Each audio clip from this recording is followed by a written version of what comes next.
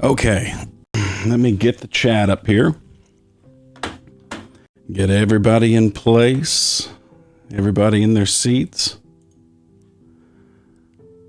Ready to have fun.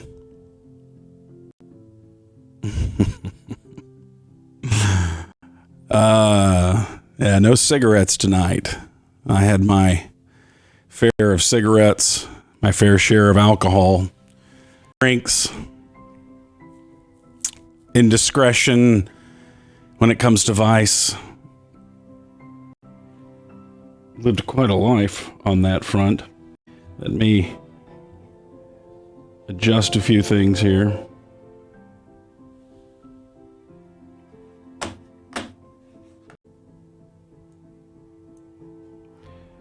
Where are my alerts? I want to see if there's an alert that comes up on the screen when one of you guys subscribe, or ladies subscribe. Garage Beer just subscribed at Tier 1. There it is.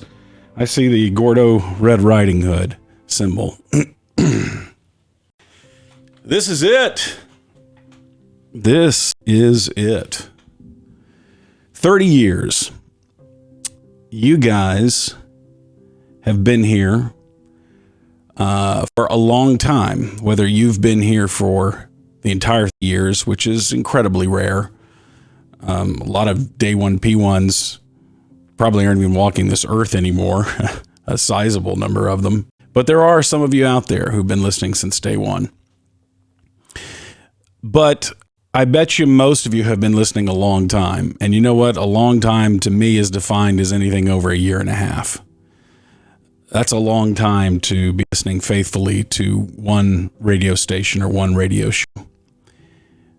Thank you, Baked Meatloaf, for gifting some of these subscriptions to people where someone like Gordon Keith, Mississippi fan gets a subscription. That's great. That means they don't have to look at any ads, which is nice.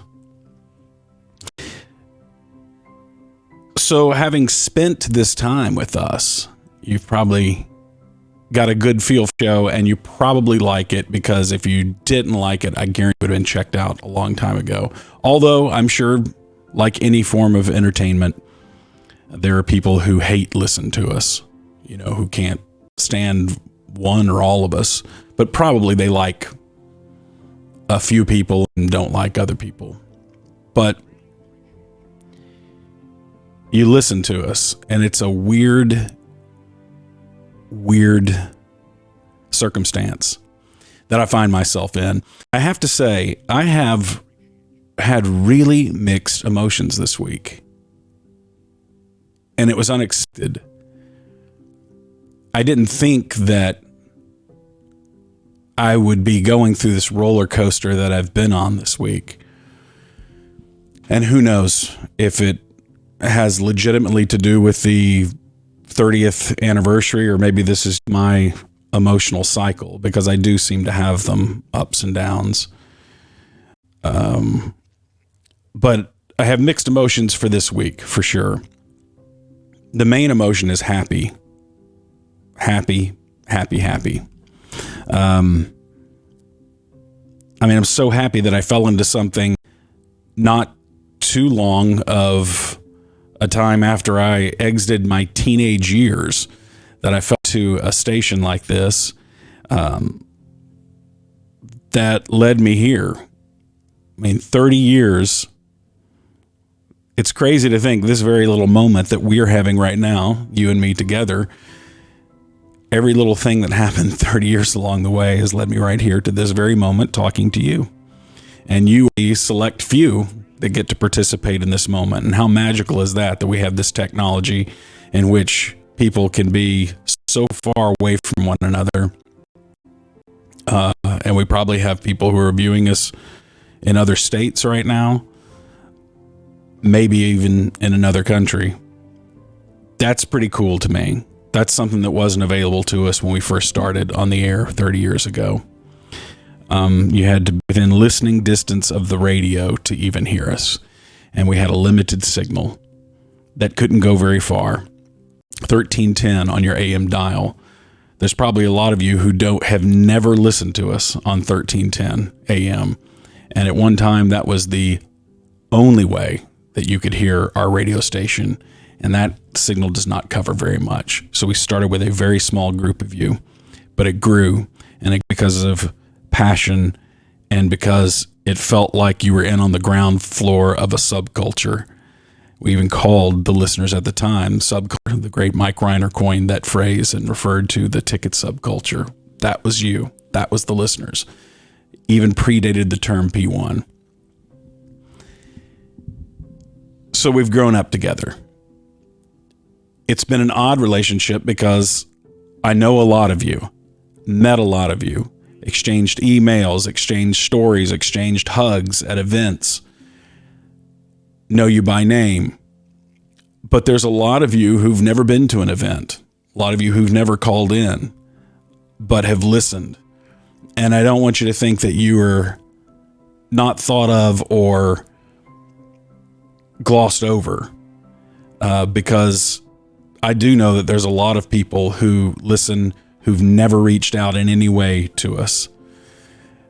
I know that because I'm that kind of fan to a lot of people and a lot of shows or things or personalities that I listen to on radio, and I never thought of even commenting publicly on them or to them.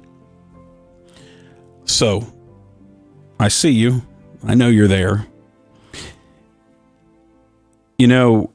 30 years has hit me a lot harder than I thought it would, and certainly much harder than any of these other anniversaries.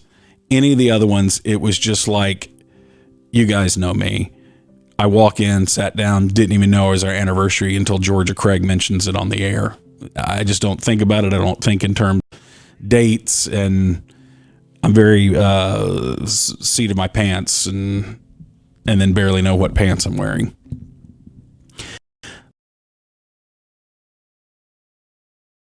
But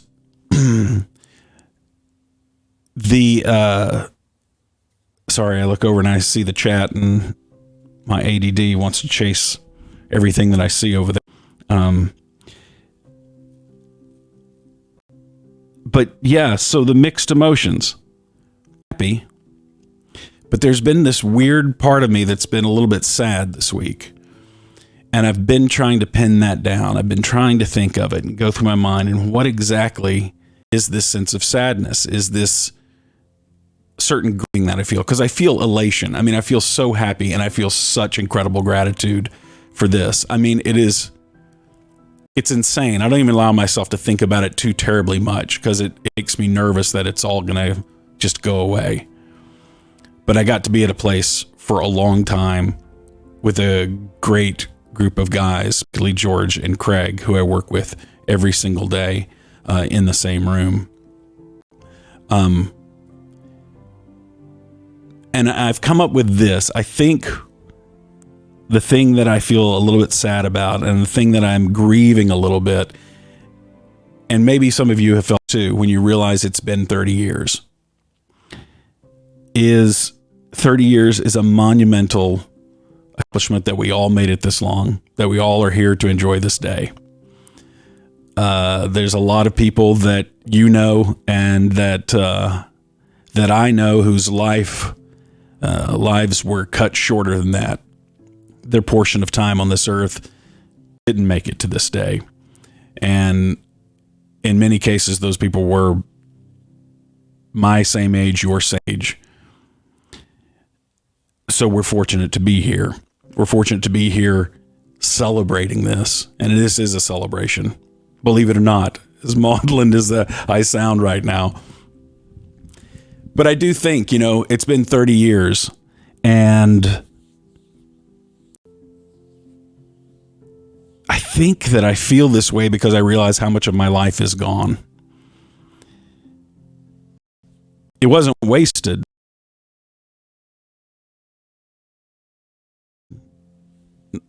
But it's gone. Years are things that we can't get back. Only regret or appreciate. But we don't get them back. And I appreciate these years. These 30 years have been incredible. Amazing adventure. The amazing stories. The amazing jokes. The friends that we've made over these past 30 years. incredible. And with all this appreciation comes a certain sense, man, I have seen my life pass before me this week. It has really taken me back thinking about through all the early years, all the middle years, all of these years. And I love that it's going strong. I love that you guys are still here, that we're still having fun and laughing together. I do miss the people that are not here anymore. As much as I would love for it to be so, I can't expect fate of everyone to run parallel and all lead to the same place for forever. And it's not the way the world is for us. People have different desires, interests, temperaments. Things happen and people leave. And I'm glad we're all just still alive and on good paths. Those people who are no longer at the station, for whatever reason, everyone seems to be doing well, which that's great. Everyone's healthy and well. And that doesn't mean I don't miss them. And I'm talking about even going back to some that you guys probably may not even remember. Rocco, a guy who was here for, I think, maybe 3 years. And I didn't get to be good friends with him until after he left. Grego, the first superstar of the ticket. When Grego left in 2007, I think it was, he was such the star of the ticket, we didn't know how or if we would serve it. And Mike kept chugging along. Corby steps in. We keep going. You guys keep listening. And we had so many more years of fun. So yeah, things change. So maybe that's what I'm grieving, that 30 years, I wish in a way we could have we live it all over again, because there were so many great moments. Now, there is this double-edged sword when it comes to the job that I have, in that so much of these great moments and fun moments have been preserved. They're still there. We still have audio of them. Why does this camera seem off-center? Does it seem off-center to you guys? Maybe I'm just not sitting right. The double-edged sword is that so much of my growth or lack of as a human being is also preserved. One of those prices you pay. So yeah, I do have regrets of various things that I've done, said on the air.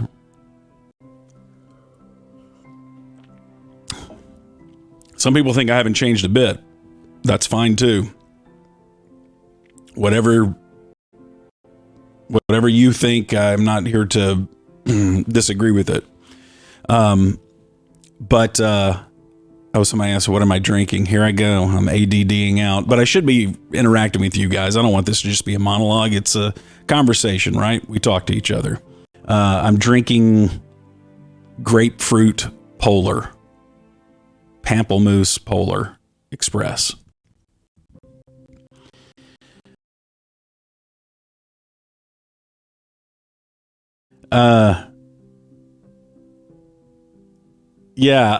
So J.S. Jones asks, what about when you ticked off Aikman? I've talked about this before on this Twitch stream, and he emailed me and said, wow, I can't believe that you asked Troy a question today. I thought you were forbidden from asking Troy a question. I was never forbidden from asking Troy a question. He never asked that I not ask a question. What he's referring to, and some people don't even remember this because it was 15 years ago. I have no idea. Somebody tell me how long ago it was. We used to do this thing with Troy when we'd interview him. I'd do Getting Real with Troy, and I'd ask him some silly question, right? I don't even remember example of types of questions. And then one week I asked a question, and he heard it as me bagging on Joe Buck, which I'm intending it playfully, and it hit Troy differently, and he gave me a brushback pitch and said, you could learn a lot from Joe Buck, which is true. In fairness, Joe Buck, much more successful than I'll ever be in my life. I could learn a lot from Joe Buck. And so Troy got upset because he thought that I was attacking his partner on a thing, defending his partner. Troy and I talked that afternoon on the phone, cleared it up. He did not request that I not ask any more questions of him. Management never said, don't ask him any more questions. I took it upon myself. I said, you know what? I'm going to let George and Craig handle that, because the secret here is that that's when I'm booking the guest for 8:40 generally, is during that time. So I certainly had other things that I could attend to that were important, and I did. And then today, a couple things popped in my head, so I asked him. Matter of fact, even after the Joe Buck thing, I remember Troy, it was like 2 weeks later.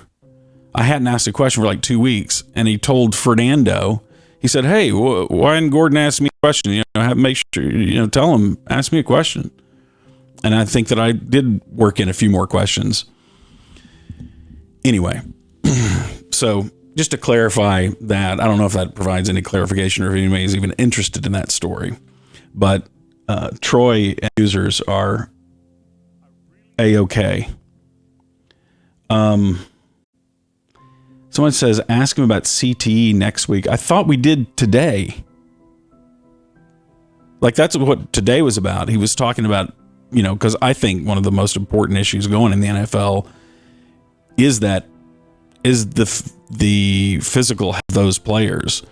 And it's fascinating that we talked to a guy like Troy, who is so smart, so still involved in the game, and still so put in, what kind of protocols these players like Troy do, who did notably receive concussions while they were playing. And does the NFL, part of their pension, I don't know, part of their nations, recommend that players who did receive concussions get checked out every year? Is there something that they can even look for?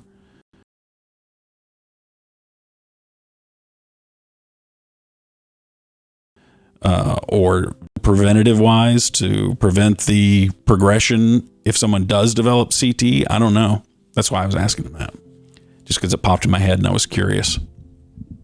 But yeah, so yeah, I asked him about that today.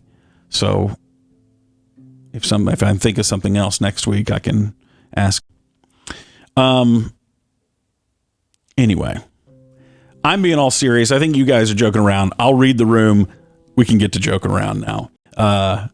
I do just want to butt up and say I'm happy. I'm happy. I'm just going through the emotions of, that was 30 years of my life just passed by in a very, very fun blink. Part of it seems like a whole time, and part of it seems very, very short. Anytime you hit a milestone like this, it's a chance for reflection. And I started reflecting, and I found that I had a bunch of emotion surrounding it. So there you go. I'm SG. Bag me in the chat. That's right. Made it. I made it to 30 years. You're talking about a guy who felt like he couldn't do anything longer than 5 minutes. And I made it 30 years. Okay. Let's start talking. First of all, first thing we need to say is it's Thursday night. We got Super Bowl coming up. Do we have some more championship games? Those are coming up this weekend, right? Yes? I think so. Yeah. Hey, Benjamin Glutton says 4 years sober. 4 years sober. I'm very proud of you. That is quite an accomplishment. 4 years is a long time. And there's a lot of people who spend their whole life struggling with their alcohol habits. And they find it real hard to get out of that rut that they're in. You guys know I don't particularly like the term alcoholic. I think it distracts people from changing their life because they're very concerned. They don't want to be an alcoholic. They will convince themselves, I'm not an alcoholic, so why do I have to quit and everything? Forget the term. The question is, does your consumption kind of bug you? Do you ever feel kind of gross about it afterwards? Feel compelled to do it? You know, it's like, where are we going? What's this party? Is there going to be alcohol there? I need that. Does it hit a certain time of day every day and you're like, oh man, I really want to go do that? You know, like it's almost like a preoccupation. You think of that before you think of playing with your kids or playing your favorite video game or whatever, you know, and it bugs you. And if it bugs you or bugs people around you, they've said enough, then it may be a problem. It's just a thing to look at. Don't worry about the alcoholic label. Not everyone's the same. I was a person who couldn't handle moderately drinking. And what I mean by that is that either my drinking would tend to ramp back up to my old patterns, despite all the techniques and ways in which I tried to modify it. And I'm only going to do it on weekends. And then, well, Friday counts as part of the weekend. And then with really Thursday night, you know, tonight is kind of the weekend. I have a light day at work tomorrow anyway. So it's like, you know, you start finding yourself doing all that kind of stuff. I did anyway. And I found that it was so much effort to moderate my drinking. It was just so much easier to not drink for me.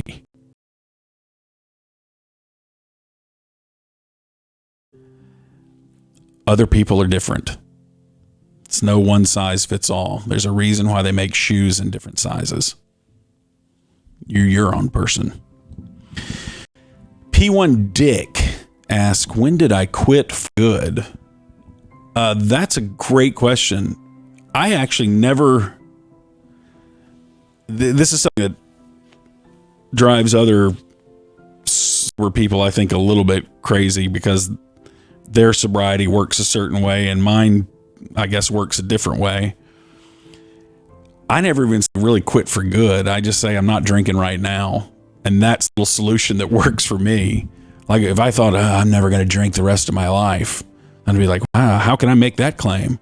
I'm the guy who can't do anything for 5 minutes. I can only do things for 5 minutes or 30 years. Those are the only two intervals I know. So I always just think, well, I'm not drinking right now. You know, drinking is a beating to me. I have to manage it. I have to plan it. I have to, you know, I don't want to sloppy drunk and be around family and stuff, you know, so I'd rather not drink than have to worry about what I sound like, what I'm seeing and how I'm going to feel tomorrow and where am I going to get it and do I have enough of this and now I got to run by and go get some more and then I don't want them to see this last drink. I'll do a shot of vodka just to pregame the beer. It's just shh, just avoid the whole thing. So I always say, you know, I'm just not drinking right now. But to answer your question, like what's the date? Another thing that would drive people crazy, I really don't know. I don't know the answer to that. I think it's probably around, well, see, I had quit for I would quit for 2 years, quit for another 3 years here, I know I quit around 7 years at one point, then started drank for like 2 more years. But I think the last period of time I was actively drinking was around 2012, 2013, maybe. I don't know. Somewhere in there. Somewhere in those teens. And then I'll do other things that make other non-drinkers crazy. Like I consider that I haven't dranketed since let's just say the date is 2013. Since 2013. But yet, there'll be times where, okay, like when Fernando retired, they broke out this really expensive whiskey, right? And everyone got a shot of the whiskey. And I took a sip of the whiskey, like a teaspoon worth on the tongue to taste it and see if that's good whiskey or not. Now, some people, they cannot do that. Like that, they know themselves to know that will start their vampire thirst again. And that's good. If you know that about yourself, then buy it. That kind of thing has never bothered me. I never even considered drinking, never thought about it for a second afterwards until someone, 2 weeks later says, how'd it go? What was the thing with Fernando?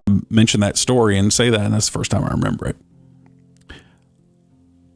I'm not saying be like me. I'm just saying that's whatever that's what's been working.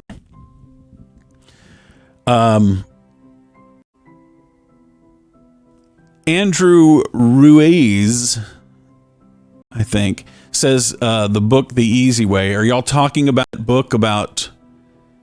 Is that quitting guy? He does a quitting smoking the easy way, and he has a quitting drinking the easy way. I haven't read too much about it, but if that's the book I'm thinking of, I know a lot of people swear that they've had great success quitting that way.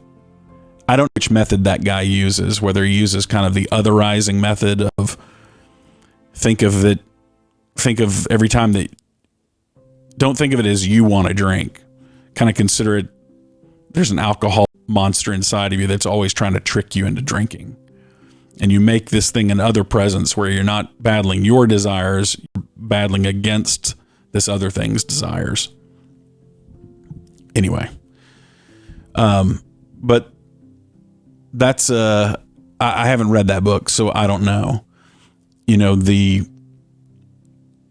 When did I stop with the vape for good? 2018.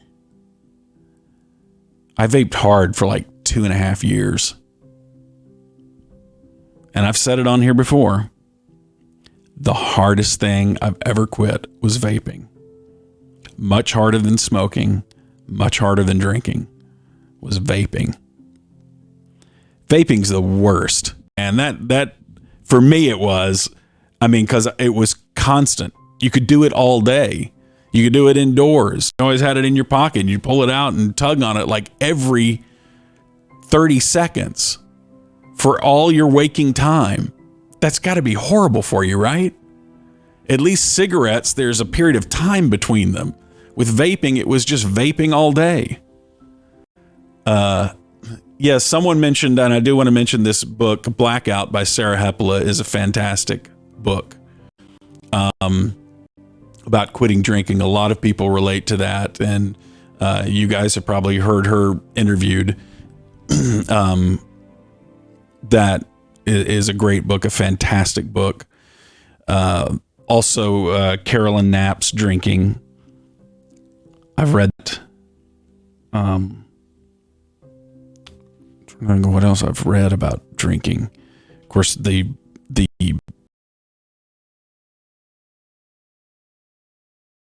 what's called the Big Book in AA. I was fascinated with that. It was written in like 36, 19, somewhere in the 30s. And I remember reading that and reading those stories of people's drinking in that and going, wow, there's, some of the language is a little like, but the emotional states it describes or the spiritual states it describes, I really identify with that. This is 1930s, and you would think you'd have nothing in common with those people. But you start realizing that no, it's all kind of treating the same condition. And I think the greatest, and there's like lots of negative stuff about AA too. There's some people who think it's a cult. There's some people that I've never understood the dislike or that people, the rancor that it inspires from people. Because the times when I went to it, I found it was very, the people there were really nice and not pushy, and I don't know. I had a good experience with it. You know, I was not a real meeting person. Some need meetings. I think one of the things I recommend is 90 meetings in 9 days or something like that. But I was mainly more of a reader. I read that book, and I was just really impressed with the insights that they had, that Bill Wilson had in writing and designing this program, because I think that they're right on in that a lot of people drink for spiritual reasons. And I touched on that in that column that I wrote for the morning news. I don't know that did I mention God in that column? You guys may have. I still get, you guys are great about, there are several times a year where someone will mention that column to me, the drinking column that I wrote, and it appeared in the morning news. And I reread it. It's been many years ago now, but I reread it and thought, yeah, I was proud of that one. Like, that one did the job, I wanted it to say, and it said it well enough that I wasn't cringing. Yeah, so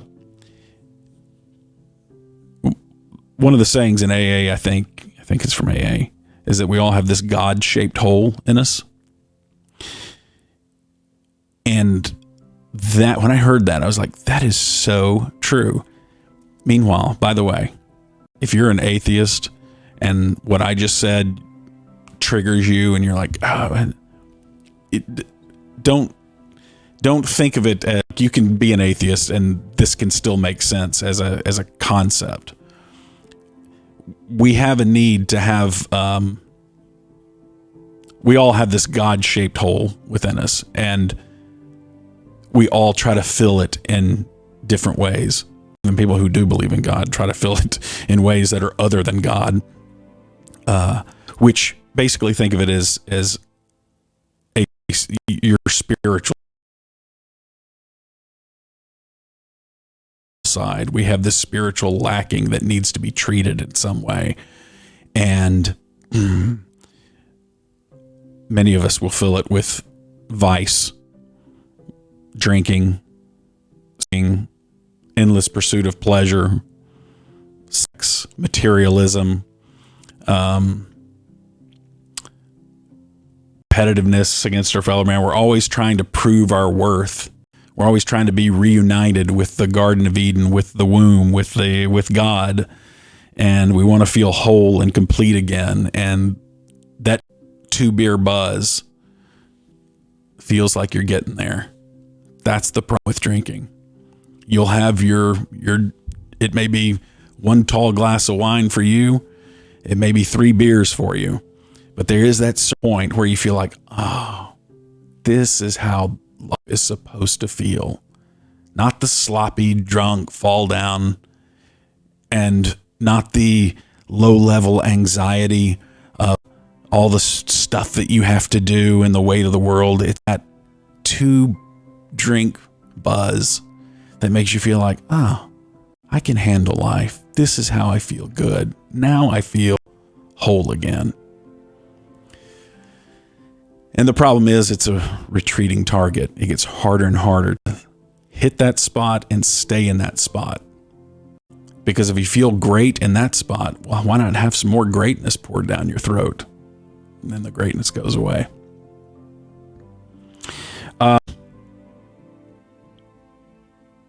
Yeah, the drink buzz becomes 5-drink buzz. You know, it's 2 is too many. It's kind of like 3 drinks is too many and 5 not enough. Okay, we got to talk about drinking quite a bit. And it's interesting that was up during our 30-year retrospective, because that was part of my life during the time of the ticket, was drinking. In the early days, we drank constantly.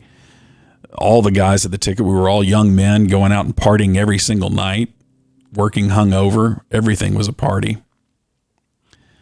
And then, of course, once the job sets in and you realize, oh, we can't keep doing this and still keep doing a quality show, this job in many ways helped me get sober because I just couldn't physically drink like I could before. And in the times, this is real sad to admit, but you know, during the year I did drink, and I'm talking about the middle portion of the ticket, in, let's say, 2010, you know, I'd get off work and then I would start drinking with my lunch at 11:30 and then drink until I went to bed, you know, passed out at 9. And, you know, just even saying that just makes me kind of sad for myself that was supposed to be fun. You know, that's what I thought made life better. But when I zoom out on it and I look at it, I'm looking at a man who was going home and isolating just to drink. I didn't want to be around people necessarily because then okay, sorry, my phone's going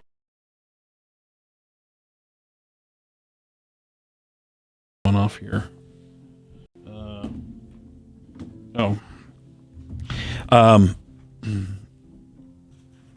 And yeah, burning through my days on the earth in a darkened room, mindlessly watching TV with huge glasses of port wine. Yeah. And if you're drinking right now, feel free. I'm not offended by people's drinking. I want to make that clear. I'm not saying it's all bad and all that. If you are a person who has the right chemistry and can handle it and you're a casual drinker, I wish I was like you. I'm not. That's okay, though, because I've been given blessings in my life. I don't feel like, man, what a curse that I couldn't drink like other people. It's like, that's okay, because I've had so many unfortunate things happen to me. And I always do one of my coping mechanisms is saying, okay, if I'm really grieving the loss of drinking, would I take, and then I name a few blessings to myself and I go, let's say that I have that in exchange for drinking. Would I make that trade? Well, yeah, I would make that trade. So, okay, well then that's how I'll think about it. That's how I make peace with it anyway. So yeah, if you're drinking, cheers. Cheers to you right now. If it works, that's great. It's like smoking, man. I wish I was one of those people who could I have one cigarette a month. Now, I don't even know if that's like horrible for you or not to have one a month. I would think that, you know, it's not gonna hurt you. But don't take my advice. I'm not a doctor. Hey, thank you. Who's that? I'm a man. I'm 40. Just subscribed. Thank you. Been subscribing for 10 months. Very nice. A 10-month streak. I love that. But man, to have that one cigarette and then put it down and then not feel compelled to, you know, the next day, that's pretty good. Hey, when I go out tonight, I think I may have another cigarette. Ooh, I wish I could do that. I can't. It's okay. Gumball Craig says, I can pick up cigs and put them down. Glad I'm not addicted. Good for you. That is good. Fresh Bottom says, and now I lost it over here. Hold on. Where is it? I can't find it. You're talking about your ex saying, oh yeah, your ex's drinking ruined your marriage. It's a vicious disease and tsunamis, everything. Yeah. Being married to someone who is a problemed drinker, trying to fight through, you can never get someone to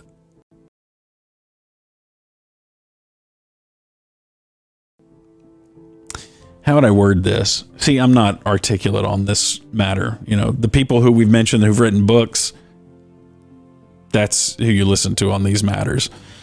I'm not a wordsmith like others, but you can never convince someone that they're like alcoholism. And I don't like the word, but we're going to use it here for shorthand. it's something that can only be self-diagnosed, that you never will listen to another person. It's got to dawn on them. It's got to become a problem enough for them to see it. You can't make someone see it. You know, it has to, all the scales have to fall from their eyes before they will really do something about it that has a possibility of sticking, in my opinion. Brobaugh, thank you for subscribing with Prime. You get 1 free subscription for Amazon Prime subscription. You get a free subscription on Twitch with the Amazon Prime. Used it here. Alcohol use, yeah, I guess that's what they call it now. Alcohol use disorder. There's other names other than alcoholism now. Okay, let's see what you guys... let's put on some happy music, shall we? Now that I've gotten over, thank you guys for indulging my little bit sad, lot of bit happy tonight. 30 years. I know. I remember when I was a little boy. Think of doing the same job for 30 years. Never would have thought it. Bennett End Teen gifted a tier 1 sub. Look at all those fine recipients to your 5 gifts of a subscription here on Twitch. That's very cool of you. Thank you for that. Gumball Craig says addicted to candy. Yeah, that's something I've really got to tackle this year, is my addiction to sugar. I mean, look at me. Look how bloated I look. I love the sweets. I treat myself a little bit better. That's the crazy thing. Who sold us this bill of goods that self-care is basically self-abuse? That I'm going to go and I'm going to eat stuff that's horrible for me, or my self-care is the huge tumbler of vodka or cigarettes. You know, the stuff that we sweep under the umbrella of self-care is insane to me. But yeah, when I'm, the same way that I approached drinking, which was, I'm a little depressed while I need a drink, or, oh, I'm happy, I'm celebrating, I need a drink. That's what I do with desserts. I'm feeling a little bit low. I really want that ice cream with whipped cream. That'll make me feel better. Or, you know what? Hey, it's my birthday. I'm going to have a dessert. I'm going to treat myself. Whether it's happy or sad, I'll either eat a dessert or drink.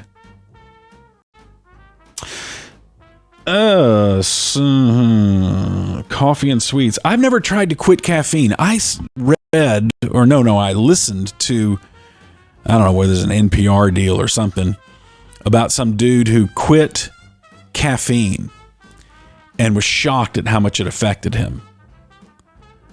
I think that we are a culture that runs on caffeine, and if you quit it, I bet you we would all sleep so much better. I still haven't done it yet. I still have not ever gone through a period of time in my adult life, I think, where I didn't drink caffeine. It'd be an interesting experiment.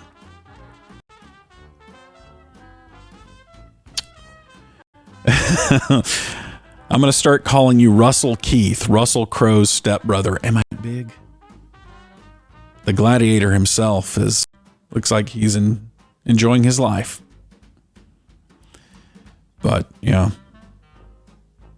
Does caffeine affect my ADHD? I don't know. That's a good question. I don't know. I've never read about the interaction of that substance and that disorder, or whatever you call it. I don't know. My hair belongs on a romance novel cover. Thank you for saying that. I'm going to hold that compliment, perceive it to be a compliment, very close to my heart, because as frequent Twitch viewers know, I'm noticing way too much hair in the drain after the shower. And I'm going, what is happening here? Like, I have lost so much hair over the past year, I don't know what's happening. Now, it could be stress. Could be. It's been quite an emotional, stressful year. But yeah, I don't know. But I'll take it. I'll take it. And I'm one who is not that precious about his hair. But I think that if I lost it, I would be. And I've heard this from my balding friends or balder friends, is that, yeah, you don't care about hair because you have it. When you start losing it and your body is changing and you don't have any control over it, I can see how that would be a bad emotional situation you'd be in.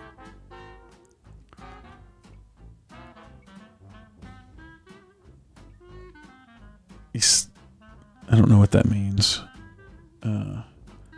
Tico Savage is a great P1, says that I should just stop showering. Good point. I won't lose all that hair in the shower if I just quit showering. I should go with the Luca headband. Gordon, what's a favorite moment from the past 30 years?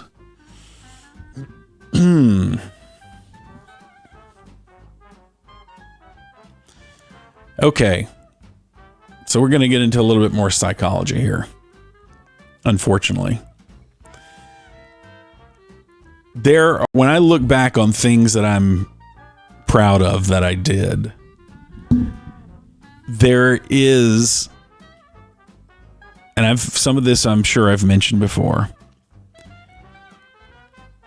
but I get proud when I think back to those celebrity interviews that I did and some of those columns that I did. Which is strange because I've done so much more work on the ticket than those two things. But those are the two things that come to mind first. So I think, well, why is that? Why do those come to mind? Quit something that I've done on the ticket. And I think it's because I did them on my own. I'm a person who's always felt pretty competent. And I didn't, and probably still don't fully realize why I have such a problem feeling competent. But I think it has to do with ADHD, which this is only a realization that I came to within the past 10 years or so when I was diagnosed with it, or actually started believing the diagnosis of it. So I've always had a sense of incompetence because I could never make it through school. I was a horrible student. I was constantly frustrated because I couldn't seem to do what everyone around me found apparently so easy to do, which was things like homework. You know, I just had a character flaw in me that I was just lazy. And I'm sure part of me was just lazy, but it was also this thing where I would get overwhelmed. I would sit and look at it, and I couldn't force myself. I didn't understand how people would stay there and do something that didn't hold their attention. So therefore, I was always struggling in school or getting behind, or just getting in trouble and feeling like I didn't have a lot of control over changing that. So, how does this lead us to this? Well, I think it's because those things I did on my own, so I could actually feel like it. Because if I'm doing it with someone else, then my natural inclination is to say, well, it's all them, you know. I mean, yeah, I contributed something, but you know, I can't do it without someone else. So that never helped me feel real competent if I'm accomplishing something with a. Not that I don't like accomplishing things with a group, obviously. You guys know what I'm saying. I'm over-explaining here. But those were in because a writer writing an 800-word column, I have 800 words, and you face the absolute worst loneliness of your life. At least for me it was. Is sitting down with the blank page knowing I've got to write something and fill this, and there's nothing I can do. There's no cheating. There's no asking for extra time, getting someone else. I've got to do this. I've got to write this. and I would write it. And when at the end of that process, and I'm a very slow writer, it takes me a long time to write those 800 words. Would take me, I don't know, in my experience, I'm a slow writer. I would say, let's say 8 hours, 9 hours.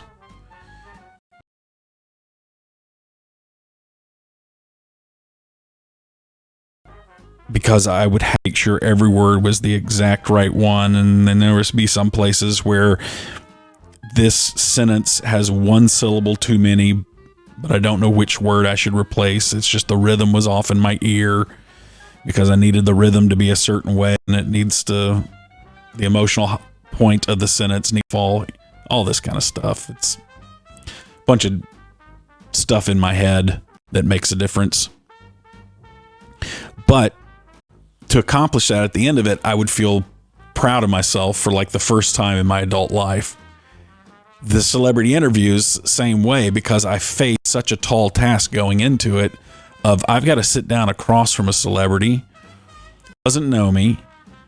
I've got to make you guys happy who expect a certain kind of comedy, a flavor of comedy maybe.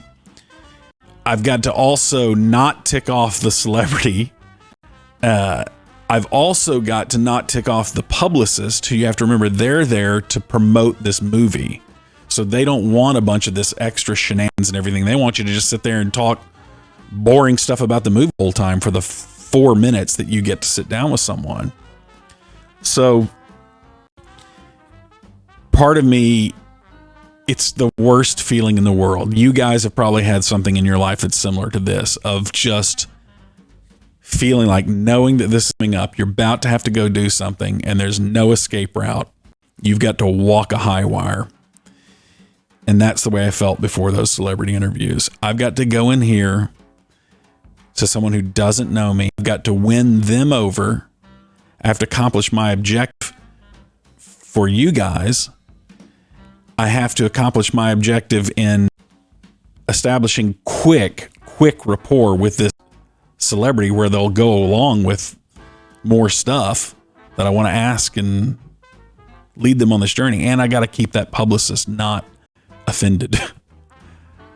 And I have 4 minutes to do it. And I got to have a beginning, middle, and end. And I have this kind of little journey throughout it.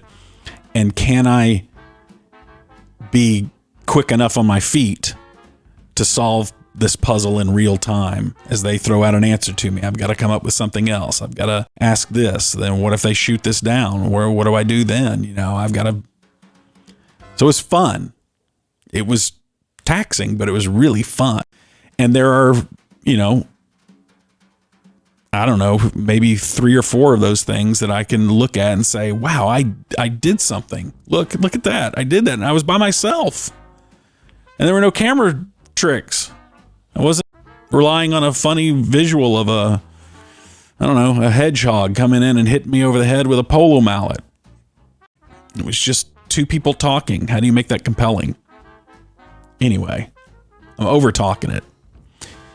So those things are the first things that come to mind just because I was alone. Now, when you get to the ticket thing, it's other similar things like that. There's been several bits that I've written and executed, and these are kind of rare, I have to admit, where at the end of it, I'll have that same feeling of satisfaction that I would have with the column or one of the celebrity interviews. But there have been those times. One of the first ones was a bit called Spare Wars. I remember writing that and feeling really good about that. And it may have been year 2 of the ticket. It was early on. I had that same feeling. Wow, I wrote a whole bit. And then I had multiple voices in it because as a kid, I was a big fan of Mel Blanc, who does the Looney Tunes voices. So I was really impressed with people who could do different voices. And I wrote it. I did a bunch of voices in it. Got all these other real people to be in it. I think do we have some real people to be in that one or not? No, maybe not that one. I can't remember. it was overly long and it should have been edited down. My powers of editing weren't so great back then. I'm talking the mental powers of editing. I knew how to physically edit it down if I had to.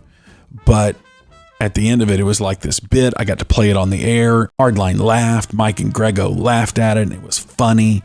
And it was like, oh man, I felt like, how cool is that? What kind of a job have I got to make? I made these guys laugh.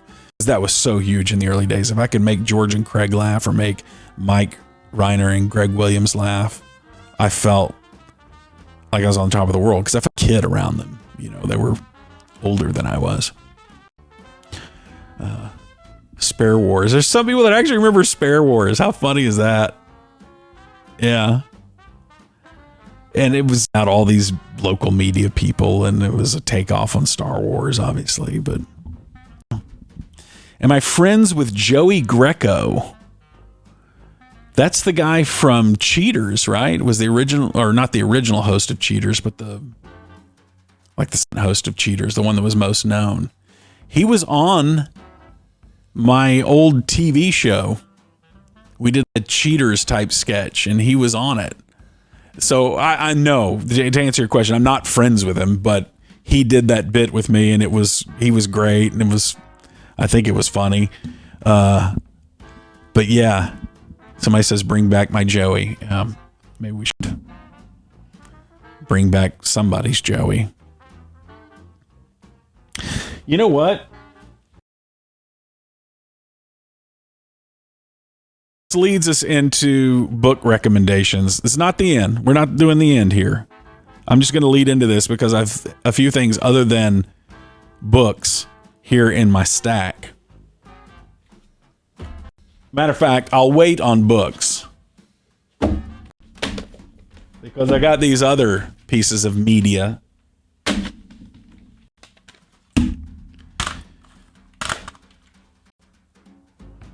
I got this stupid blur effect here happening. I just found these here at the bunker. I have a whole box of old audio, ticket-related audio. 5 years of failed bits. So this was 5 years ago. And I guarantee you one of these probably has Spare War on it, but it was probably the first one. I don't recognize any of these. The Spin Doctor, I think that was Grego being a DJ. For those of you who missed the Grego days, a lot. That guy was great, and we had a fake Grego character that was really funny. Take off on him. Yeah, so no Spare War on that. Here's another one. K-Tick presents Having Fun. And this is Grego is still here on this one. Okay, so this is all the songs that we sang. Some bits, but songs. Motorcycle Grego. I'm a Biatch by Fake Grego. Curve It Around. Some of you may not even know. I guess CDs are still around, right? You still buy CDs sometimes? Look at there. Track 2, Spare Wars. Now, I sat here and told you that I was proud of that bit. Guaranteed if I listen to that bit right now, cringe and think, this is the loosest, needs to be gone over again, needs to be revised, tightened up. That's not even a real punchline. Why did I even think that was funny? Guaranteed I would not be proud of it now. At the time.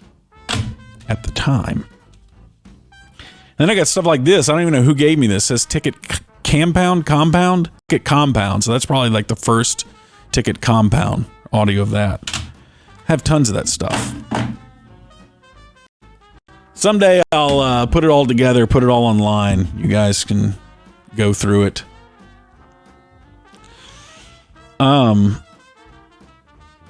Oh, Pat's Burner says, I finally read All My Friends Are Going to Be Strangers on your recommendation. What a raunchy ride. Yeah. It's a fun book. Larry McMurtry. The great Larry McMurtry. You know, I have something of his here at the bunker right now. Should I show it to you? I'll show it to you. Well, I don't know if I should show it to you.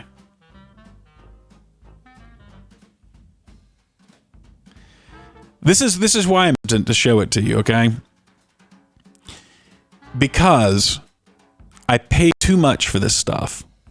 Like, this is where I indulged myself and spent money that you guys will just rag on me for spending, but I did. But it's what happened. So I'll go get stuff, okay? You guys talk amongst yourselves.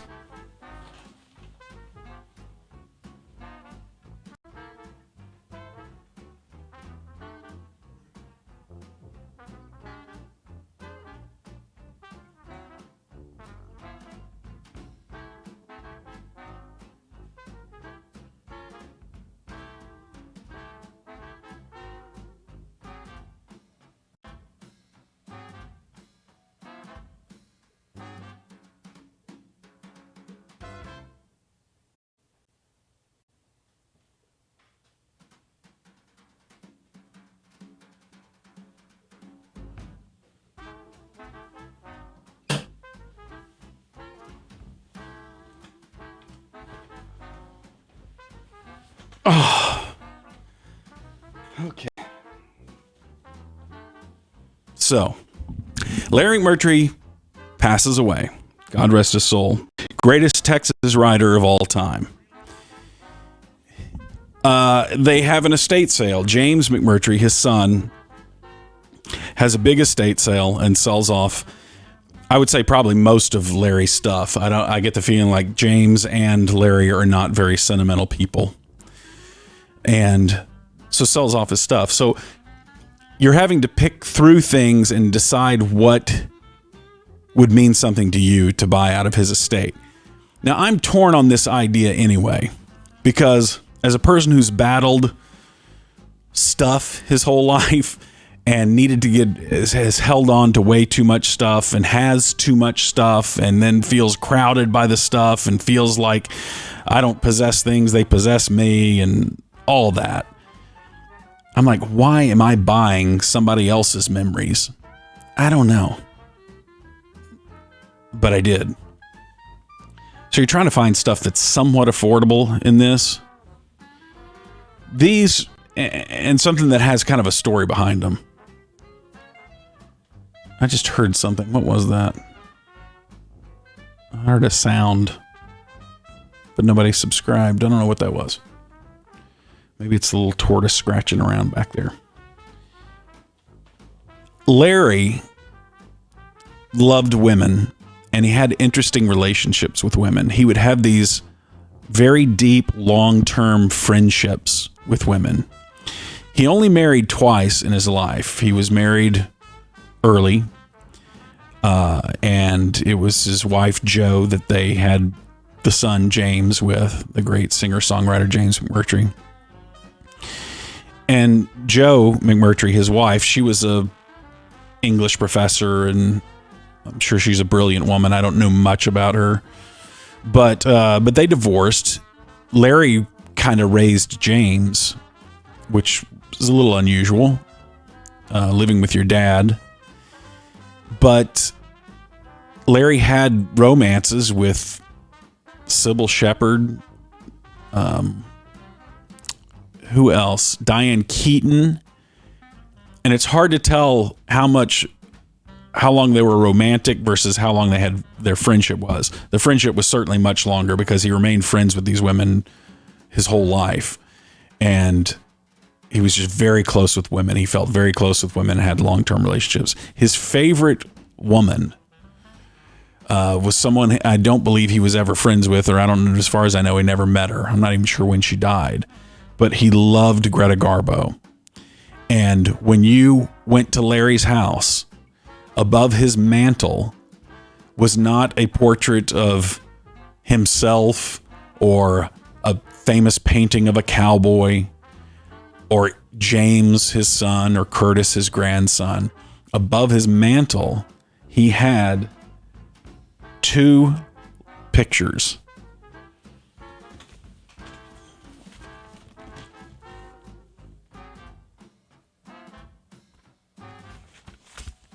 That's one.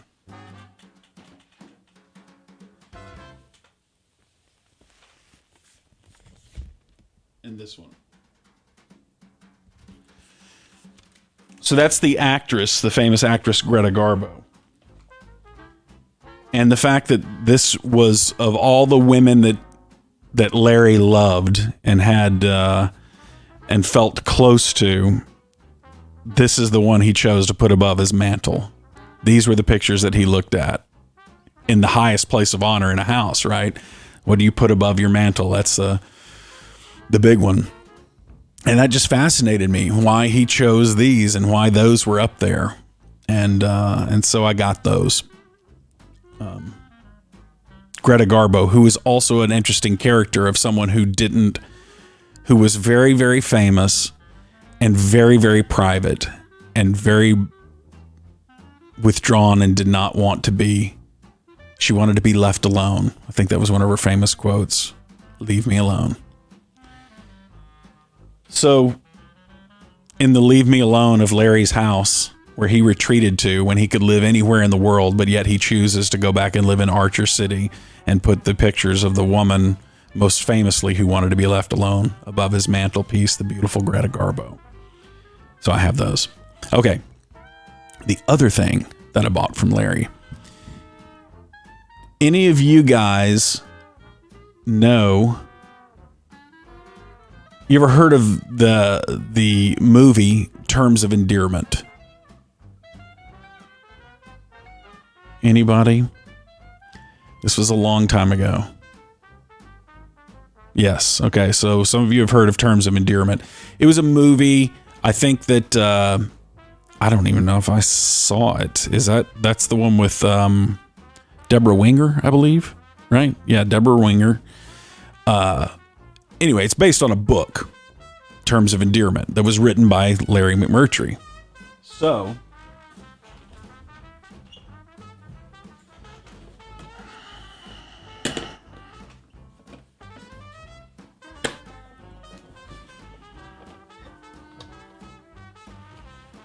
here you go. Oh, gosh, almost chopped off my finger there. There you go. There's the typewriter, if I can get it to focus. It's in this blur thing. It's a Royal Quiet Deluxe. I believe this is the typewriter that Larry wrote Terms of Endearment on. And the reason I say that is because there was, in his memoirs, he talks about writing Terms of Endearment, and he part of it he wrote in Rome, or somewhere in Italy. I think he was in Rome when they were filming this movie that James was in as a little boy. He rented a typewriter over there, a German typewriter, I think it was. It was something that it was in a different language. I don't know whether it was Italian or German. But he had a hard time trying to finish Terms of Endearment on that thing. But back home, he said, he was looking forward to getting back to his Royal typewriter where he could write on it. Well, in his whole estate, he only had one Royal typewriter, and it was that one, which would have been right around one of his early ones before he started using the famous Hermes 3000s, which he was most notable for. I mean, those are the ones everyone associates him with. And so everyone wanted one of these Hermes 3000s that he made very famous. When he won the Oscar for Brokeback Mountain, he famously thanked his Hermes 3000 typewriter, or Hermes, if you want to say it that way. I'm not sure how they say the typewriter brand. He thanked that typewriter. So there were about 7 of those, I think, in the auction. Everybody was going for those. I wanted the one and only Royal that was in that. First of all, that particular model, the Royal Quiet Deluxe, is my favorite. That's when I think the Royal Quiet Deluxes were the best. And I don't know, and maybe if I ever talk with James and I'll get his memory, see if he knows, that may have been Larry's first real typewriter. It's older than those other ones. It's before he switched to those other ones, and it was still in his collection. So I think that this probably was his first real typewriter. And I know he wrote Terms of Endearment on a Royal, and that's the only one that was in his house. So I got it. I got it. Hey, Gordon, you have an IBM Selectric. That's what I learned on in high school. I do have a few IBM Selectrics. I don't use them because I haven't had them reconditioned. IBM Selectrics are very, very complicated. Incredible revolutionary machines, but incredibly complicated machines. Okay. Yeah, so this is probably a 1952 Royal Quiet Deluxe. Okay, let me see what you guys are asking about. With a dad as a pastor, have you read the Bible cover to cover? Great question. The answer to that is I've probably read the whole Bible. I didn't read it cover to cover, like front to back. I would read what I was interested in.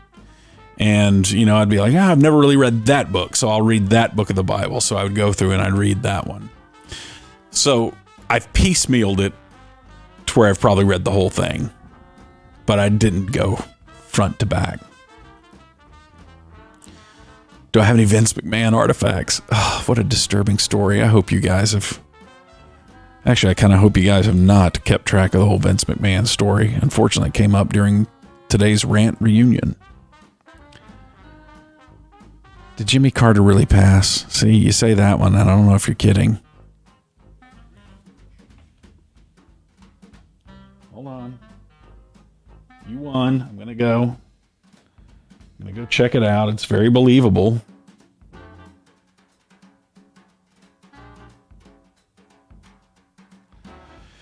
Okay, top story. Kenneth Eugene Smith becomes the first person in history to be executed by nitrogen gas. I would think Jimmy Carter would make it above the fold there, but I'm not seeing anything about Jimmy Carter. So I hate you. Somebody goes, Jimmy Carter's still alive? Oh, Lindsay asked that. Okay, Warren Buffett. Is that true? I hate you. That's like a real prestige thing. There's guys who, like, you know, they get famous in rap music. I remember reading this rapper talking about how as soon as he got famous and rich, more importantly, he was going to buy a stock, buy one share of Berkshire Hathaway. Cindy Howell. Is that Lacey Underall? Oh. All right. Stop doing RIP stuff and let's talk about something. American Nightmare. Have you watched American Nightmare on Netflix, the 3-part documentary? You've got to see that. I want to have American Nightmare talk. I want to do it on the ticket. But I got to wait for frickin' George to start watching it. Binged it last night because of me. Well, thank you. It was so good. So here's what's great about... Should we talk about American Nightmare, or do we want to allow people to watch it first?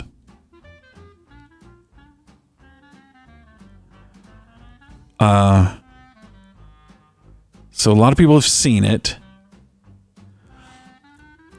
So some people saying, no, don't talk about it. I'm trying to see what the majority of people say. I'm seeing a lot of no's, okay, a lot of yeses. Some people saying, wait till next week.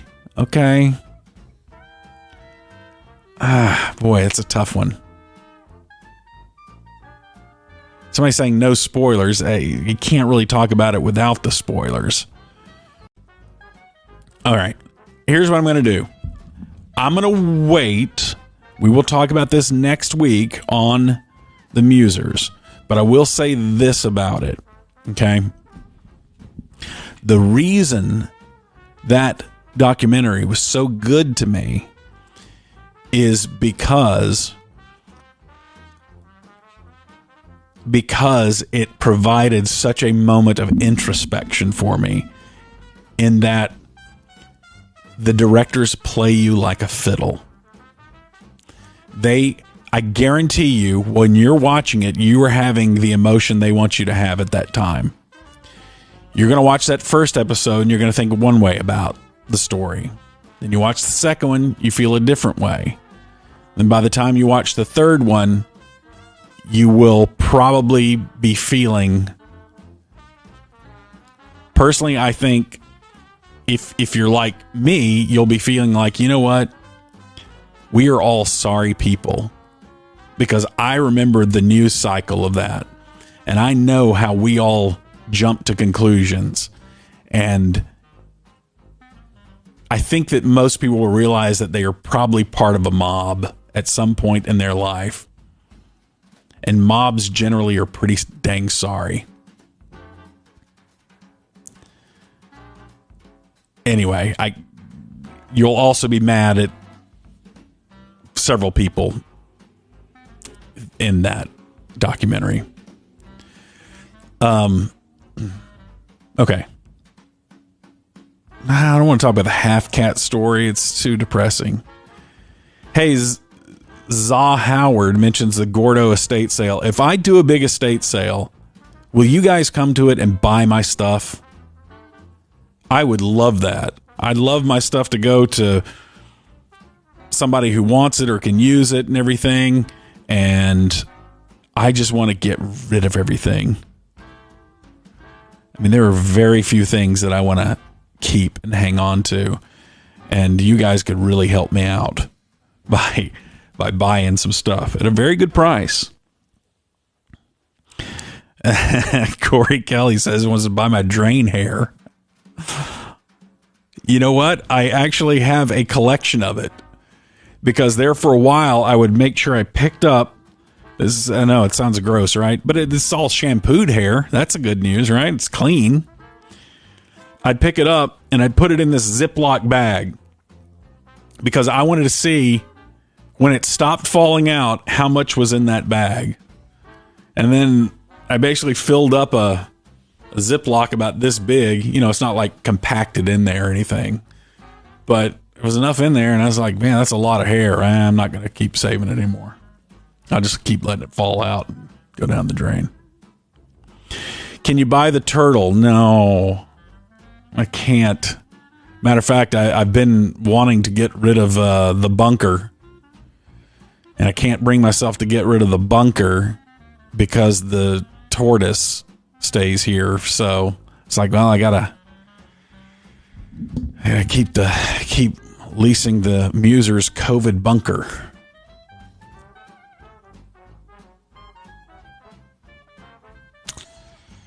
Can I quickly tell the Joe Buck story again? Caught the end of it. Yeah, Joe Buck and I are like best friends. We had a wild night in Vegas together several years ago. And we woke up spooning. Okay. Talk about birthday party details. I hope to see some of you guys at the birthday party tomorrow night. It's, I believe, 8 o'clock, doors open, House of Blues. I've got to get a hold of a few people that I am getting tickets for and get them the tickets that I got for them. And yeah, it was sold out very quickly. Very quickly. So it's a very limited, you know... And I'm not even sure why that decision was made or what the story was there, but it was like, oh, we're going to have a very limited party for the 30th birthday party. So it's not going to be a bunch of people. So they only sold a certain number of tickets. And I'm not even really sure how many tickets that was. But I want to say like 500 tickets. Maybe it's 1,000. I don't know. Monty, hey, Monty's in the chat. I think that's Monty, right? Justin Monty 25. He says he'll be wearing his best shoe. You know, it's interesting. Monty, what do you do with all of the extra shoes? Like, do you keep them? Or is there like a, I don't know, an amputee buddy program? Where You guys basically go halvesies on every pair of shoes? I don't know. Give them to Kevin James. I watched that Kevin James stand-up special the other night. I have no idea. I just landed on it and watched that thing. Okay. Do y'all want me to call someone or not? Oh, we got to do books, don't we?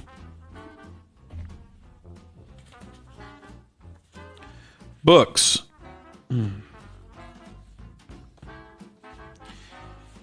This one is one I know I've mentioned on here. This one always gets ragged on. Like it's kind of, if you're a cool person, you'll rag on this book, right?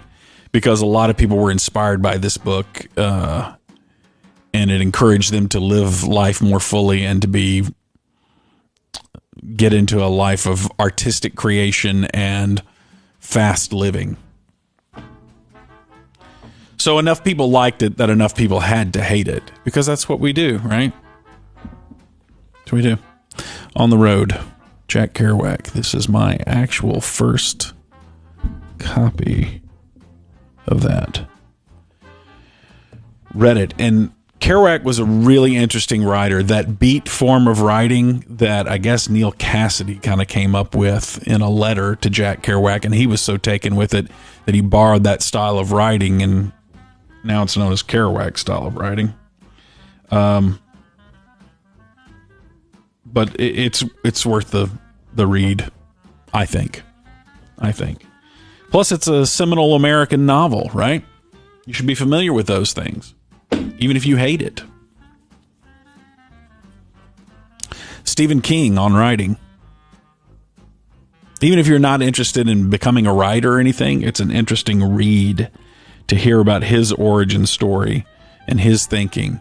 I love Stephen King because he is so prolific, and when he writes a story that is good and has the discipline to keep it tight, I mean, there's no one who's as more of a page turner, I think, than Stephen King.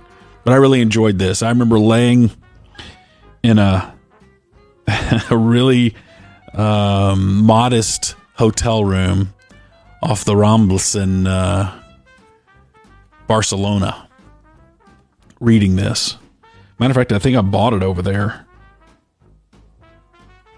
Yeah, it's got a foreign tag on the back of it. I remember buying it and reading it.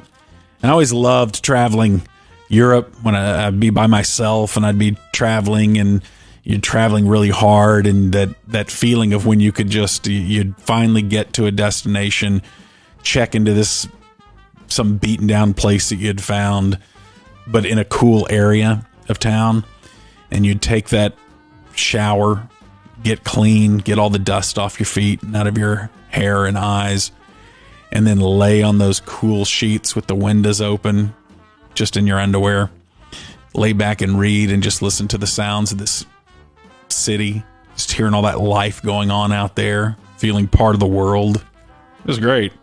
I loved it. So that taints my, or at least colors my experience of reading this, because I read it in a cool place and had such a good feeling about life at the time, and read it.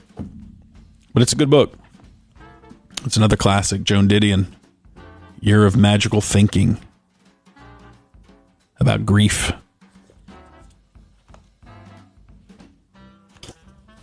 Good. This is an odd one.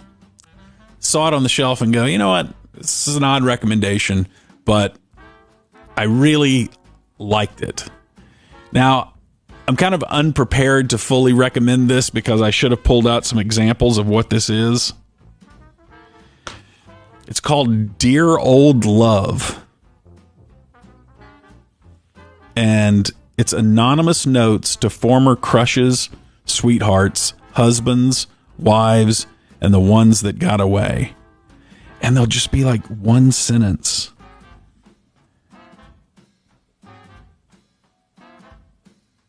I mean, they're okay. So a lot of these are,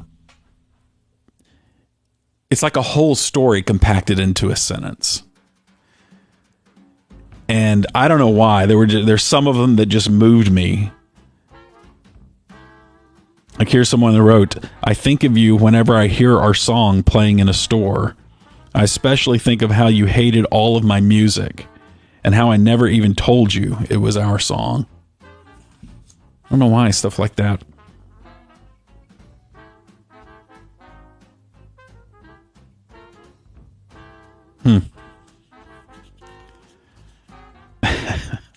I mean, it's like I've circled some, I've written notes, I've written, no, it's not the end of the world, but it's the end of a lot. Every time I drove you home, I prayed for traffic.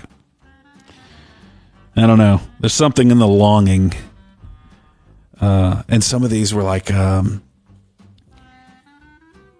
it would be is like an old, some of these are written by old women in nursing homes even that talk about this love, and they'll just say like the most poignant sentence about it, about some love they had when they were 21 and it wasn't the person they ended up marrying and it wasn't the person that they had this whole life with, but you know, and some of them will be like, you know, but then the guy went off to war and he didn't come back.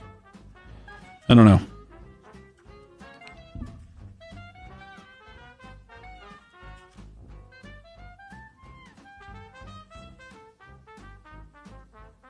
Ugh. I don't know why these get me. I keep trying to get my hair back to exactly the way it was when you loved me. All right. I'm an idiot. Okay. Thursday night.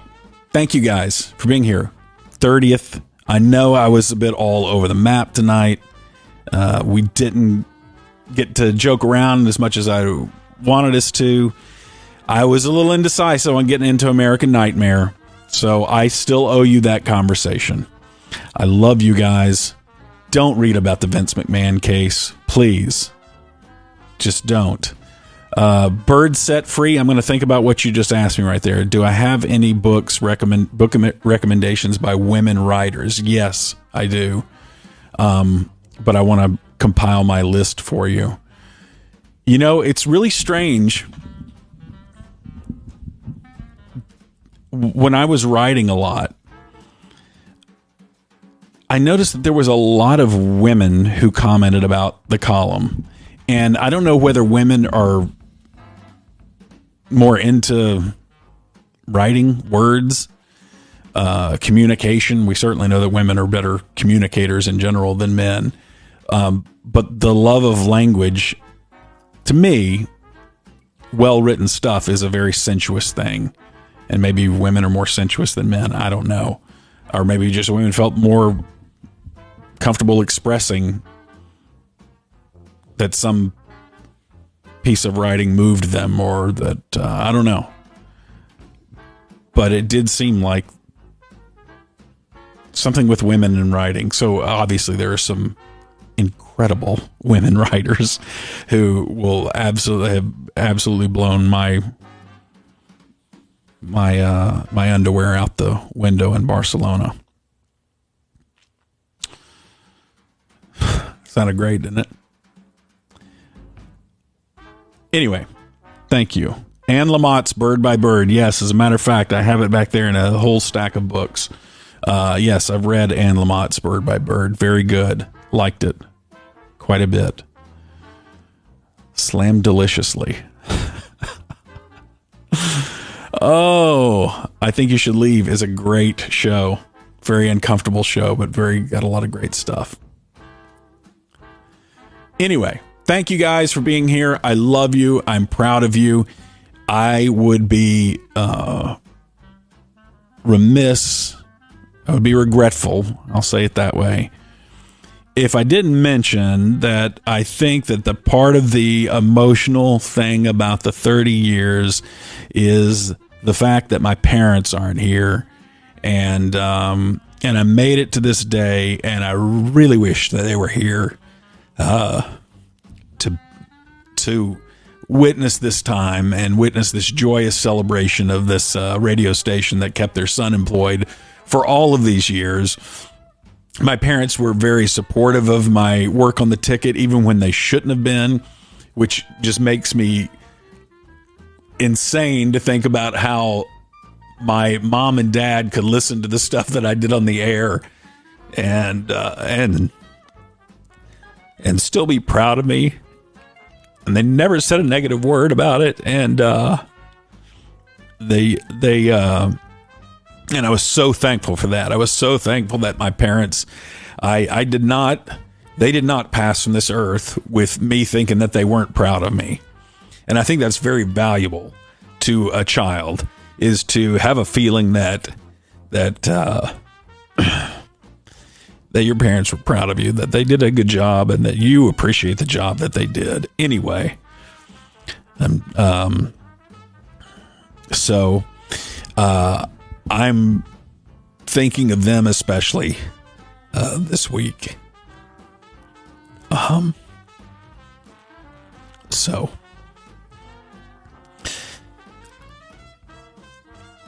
anyway, thank you, Mom and Dad. Thank you guys for being here. And tomorrow night's our big party at the House of Blues. Hopefully I'll see some of you guys there.